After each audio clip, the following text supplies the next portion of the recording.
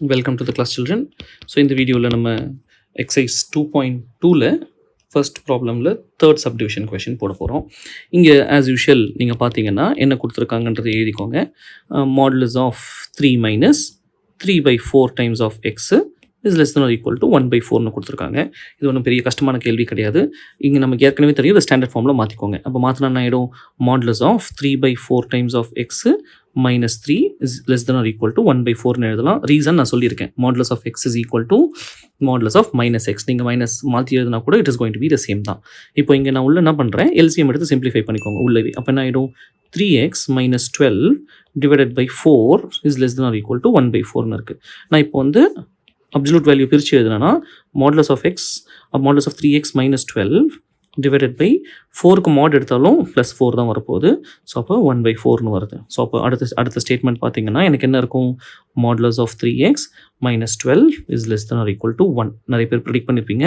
Very good. So அந்த பக்கம் எடுத்துகிட்டு போயிடுறேன். ரெண்டு பக்கமும் 4 கேன்சல் ஆகிடுது. ஸோ இதுக்கப்புறம் நமக்கு ஈஸி தான். என்ன பண்ணலாம்? 3x minus 12 டெஃபினேஷன் யூஸ் பண்ணால் இஸ் பிட்வீன் -1 to +1. இங்கே வந்து less than or equal to இருக்குது. கேர்ஃபுல்லாக போட்டுக்கணும்.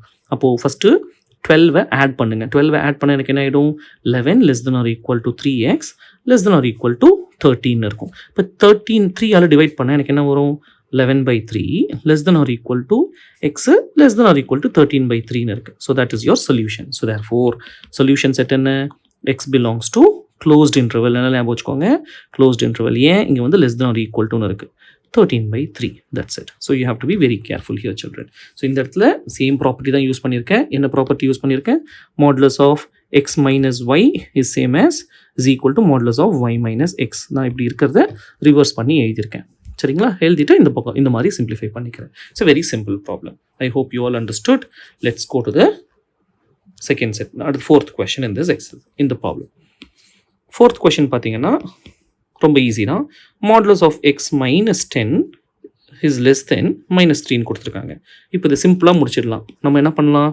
இங்கே சொல்யூஷனில் modulus of x -10 is less than -3 is what is given இல்லைங்களா? This is given. இங்கே நான் என்ன பண்ணுறேன்? I'm adding. ரெண்டு அந்த பக்கம் ஆட் பண்ணால் modulus of x is less than I'll get it as 7. That's it. Modulus of x less than 7 it's a straight direct question. அப்போ x belongs to டைரக்டாகவே எழுதலாம். x is between -7 to +7. That is my x belongs to open interval -7 to +7. ஓகேங்களா? So it's a very simple problem. Definition மட்டும் தான் use பண்ணி